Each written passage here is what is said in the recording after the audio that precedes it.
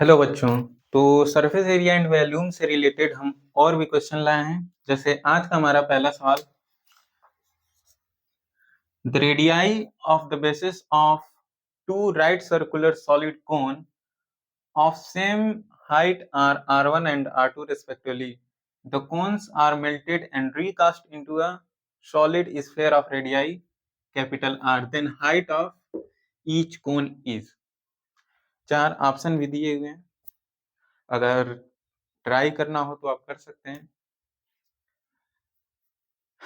तो क्वेश्चन क्या गिवन है, the radii of the bases of two right circular solid cone, यानी हमारे पास कोन कितने हैं, दो, और दोनों का हाइट क्या है, सेम लिखा हुआ है, ऑफ सेम हाइट।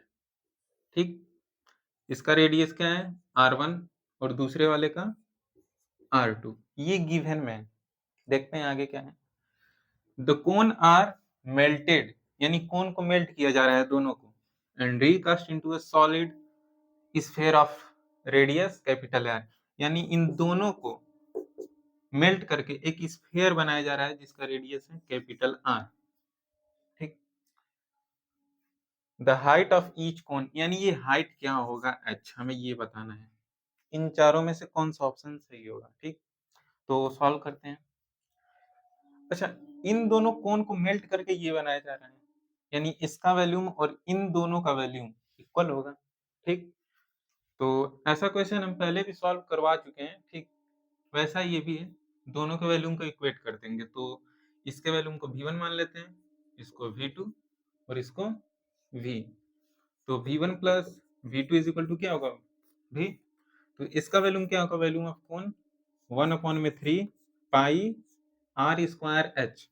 तो R1 का स्क्वायर H क्या है ये, उसी तरह इसका 1/3 पाई R स्क्वायर H। तो इसका R क्या है R2, R स्क्वायर H, इसका भी हाइट सेम है।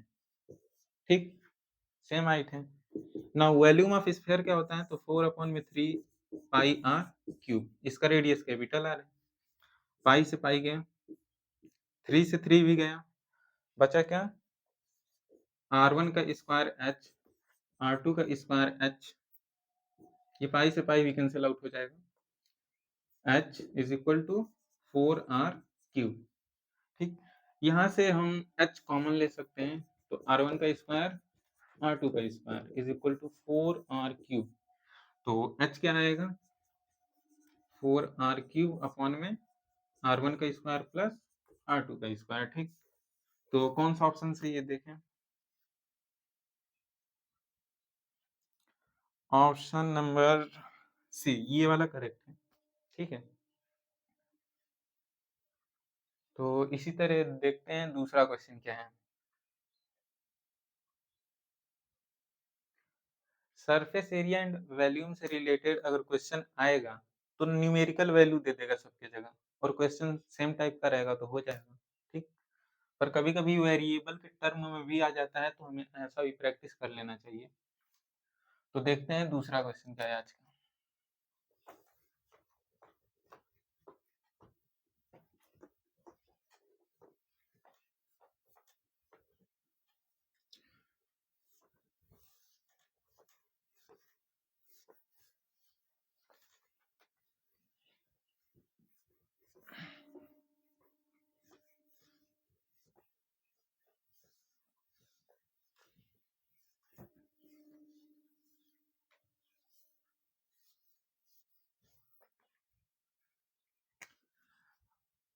जब तक हम क्वेश्चन लिखते हैं तब तक एक छोटा सा सवाल,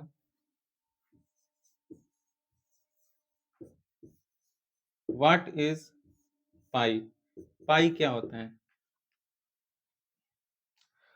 जब हम एरिया ऑफ सर्कल लिखते हैं A is equal to pi R square, जिसमें R क्या है रेडियस, तो एरिया में ये पाई कहाँ से आ जाता है, हम एरिया ऑफ स्क्वायर लिखते हैं साइड इंटू साइड का स्क्वायर, तो इसमें तो पाई नहीं आया हुआ है।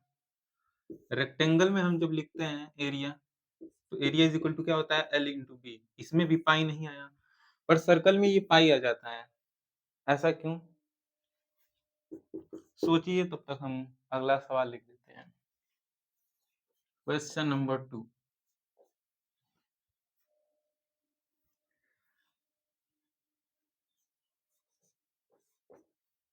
If we have two right circular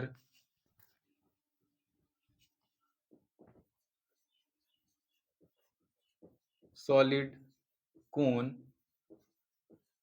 of same height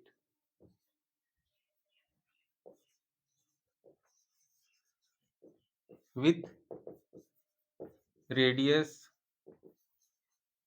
r1 and r2 respectively,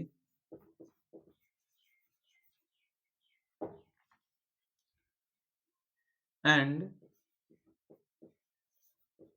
it is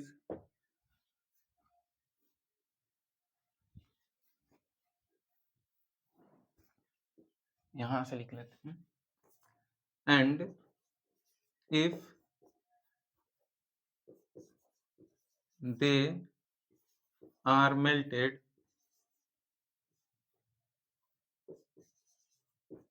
to form a solid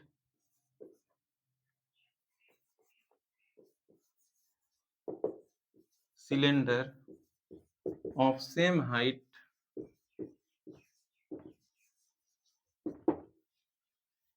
then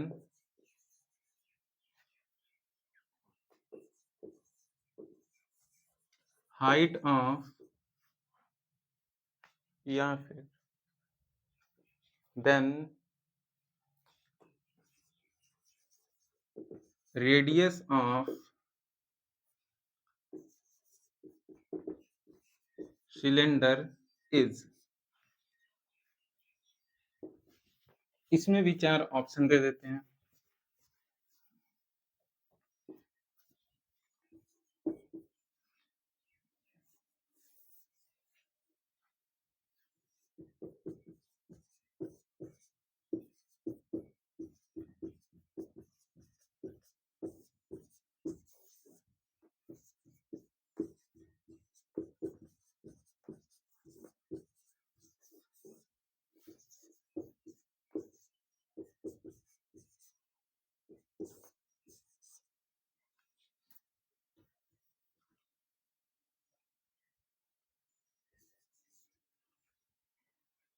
ठीक है, इसको सॉल्व करेंगे।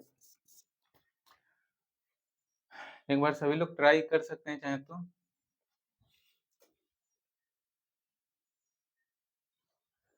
तो देखते हैं, if we have 2 right circular solid cone, हमारे पास अगेन 2 कोन है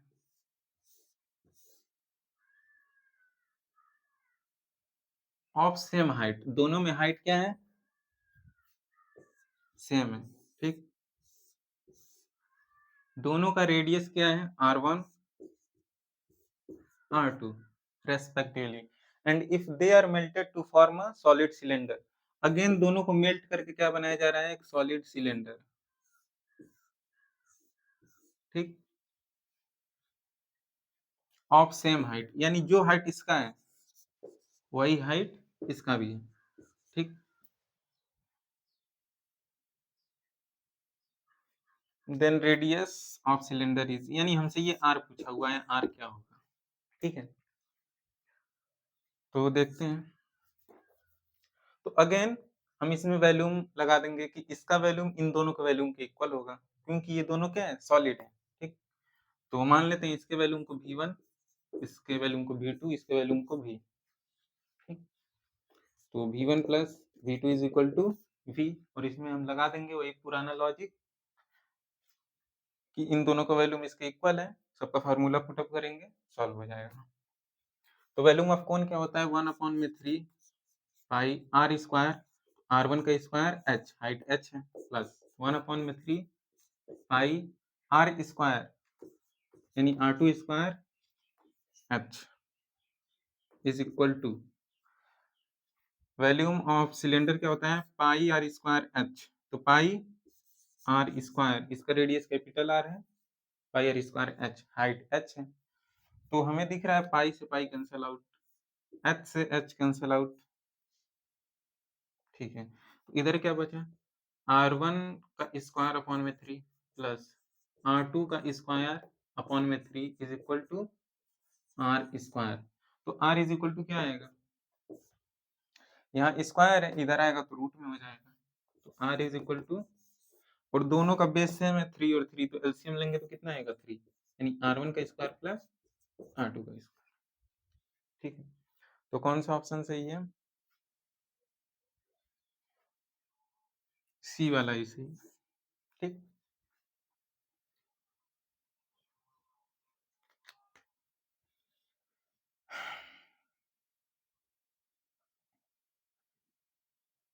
तो देखते हैं आज का तीसरा सवाल।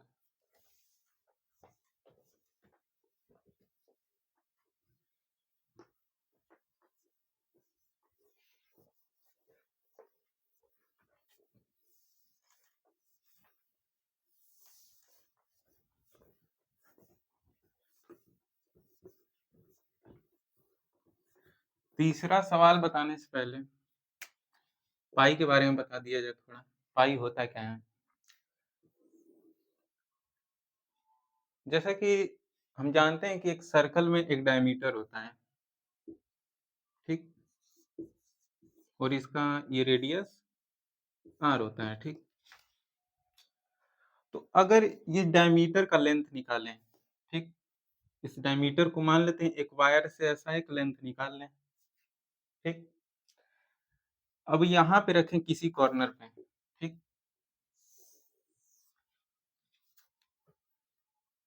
ये जो डायमीटर का लेंथ है इसको उठा के यहाँ पे रखें और इसके सर्कमफेरेंस पे ऐसे मोड़ें तो डायमीटर यहाँ से लेके कुछ यहाँ तक आएगा, ठीक है। अगेन हम एक डायमीटर उठाएं, डायमीटर का लेंथ, एक वायर लें, जितना लेंथ डायमीटर का है उतना, और उतना ही इस पे क्या कर दें, मोड़ दें। तो अगेन ये फिर यहाँ तक जाएगा कुछ, ठीक। अगेन हम क्या करें, डायमीटर इतना ही एक लेंथ ऑफ वायर लें और अगेन इसी सर्कल पे ऐसे मोड़ें, तो ये अगेन कहाँ तक आएगा, यहाँ तक, ठीक। पर ये थोड़ा सा हिस्सा क्या है कि बच जाता है। एक बार फिर से समझाते हैं। जैसे ये डायमीटर है, मान लेते हैं इसका लेंथ डी है, इस पे ये मोड़ रहे हैं, ठीक। तो ये यहाँ से लेके यहाँ तक आएगा, फिर यही लेंथ अगेन इस पे मोड़े डायमीटर इतना, तो ये यहाँ तक आएगा, ठीक। फिर अगेन यही लेंथ यहाँ पर मोड़े हम ऐसे, तो यहाँ तक आएगा, ठीक। पर इतना हिस्सा बच जाएगा, ठीक। अगर मान लें कि ये डायमीटर 1 यूनिट का है, कितना है, 1 यूनिट का, या फिर 1 मीटर का, तो इसका सर्कमफेरेंस कितने मीटर का होगा। यहाँ से यहाँ तक हम एक बार वायर को मोड़े हैं, यानी 1 मीटर, फिर अगेन यहाँ से लेके यहाँ तक यानी कि 2 मीटर, फिर अगेन यहाँ से लेके यहाँ तक 3 मीटर, ठीक है। मतलब यहाँ से लेके यहाँ तक हम जो वायर लपेट रहे हैं वो कितने मीटर का है, 3 मीटर का, और ये थोड़ा सा हिस्सा बच गया। यही क्या, ये कितना होता है, तो लगभग 1/4 मीटर। इसके आगे भी समथिंग होता है, 0.1415 समथिंग करके, जो कि हम जानते हैं पाई इज इक्वल टू क्या होता है, 3.1415 समथिंग, ठीक है। इसका मतलब क्या समझते हैं, जो इसका सर्कमफेरेंस है, सर्कमफेरेंस वो कितना है। अच्छा, ये जो लेंथ है इसको भी हम अगर इसमें जोड़ दें तो ये टोटल लेंथ ऑफ सर्कमफेरेंस कितना आएगा, 3 प्लस 0.14 समथिंग करके 3.14, ठीक है। तो ये क्या आ रहा है, सर्कमफेरेंस ऑफ सर्कल, जिसका डायमीटर क्या है, 1 यूनिट है। इसका मतलब जो सर्कमफेरेंस होता है वो 3.14 टाइम्स होता है डायमीटर ऑफ सर्कल, सर्कम्फरेंस क्या होता है 3.14। ये जरूरी नहीं है 3.14, आगे भी कुछ होता है पर अप्रोक्सीमेटली इतना होता है, ठीक। इसी को हम लोग नाम दे देते हैं पाई का। तो सर्कम्फरेंस ऑफ सर्कल क्या होता है pi into D. Pi into D नहीं होता है, क्या होता है, अच्छा 2 पाई आर होता है। तो डायमीटर को ऐसे लिख सकते हैं ना, डायमीटर को 2 आर, डायमीटर किसके इक्वल होता है ट्वाइस ऑफ रेडियस, तो 2 पाई आर, ठीक है। अच्छा, यहाँ से हम क्या देख रहे हैं, अगर हम डी को इधर लेते हैं c/d, तो ये पाई के इक्वल होगा। यही पाई का डिफिनीशन भी है। पाई को हम कैसे डिफाइन करते हैं, it is defined as the ratio, it is defined as the ratio of circumference of circle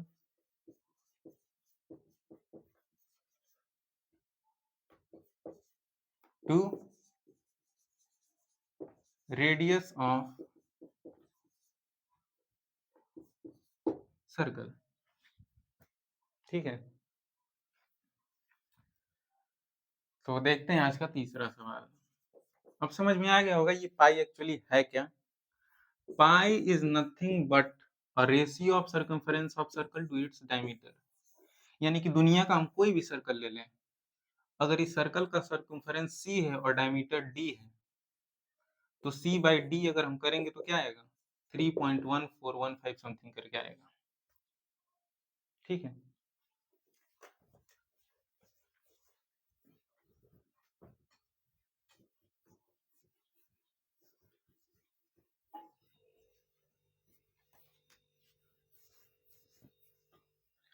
तो आज का तीसरा सवाल,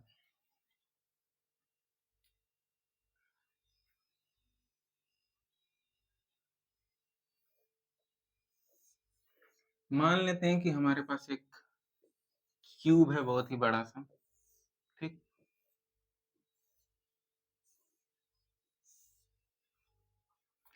इसका ये लेंथ है 8 मीटर, ये भी 8 मीटर और ये भी 8 मीटर, ठीक। ये पूरा सॉलिड है, ठीक। इसको मेल्ट करके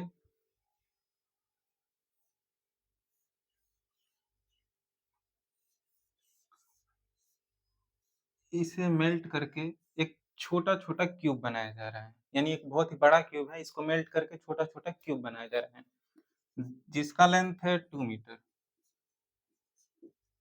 ईच साइड इज 2 मीटर। तो इसे मेल्ट करके हम कितने ऐसे छोटे छोटे क्यूब्स बना लेंगे, ये फाइंड आउट करना है। नंबर ऑफ स्मॉल क्यूब्स, ठीक है। सबका साइज क्या होगा सेम ही होगा। अगर हम ऐसा एक क्यूब और बनाए तो इसे हम मेल्ट करके कितना क्यूब बना सकते हैं, इसका आंसर चाहे तो आप लोग कमेंट कर सकते हैं। इजी है, क्या करेंगे, इसके वैल्यूम को उन सब के वैल्यूम के इक्वल दिखा देंगे। तो नंबर ऑफ स्मॉल क्यूब तो मालूम नहीं है, तो मान लेंगे n है। यहाँ पे वैल्यूम ऑफ स्मॉल क्यूब ये किसके इक्वल होगा, वैल्यूम ऑफ लार्जर क्यूब, ठीक है। एक बार सब लोग ट्राई कर लेंगे इसको और बताएंगे आंसर क्या है, ठीक है।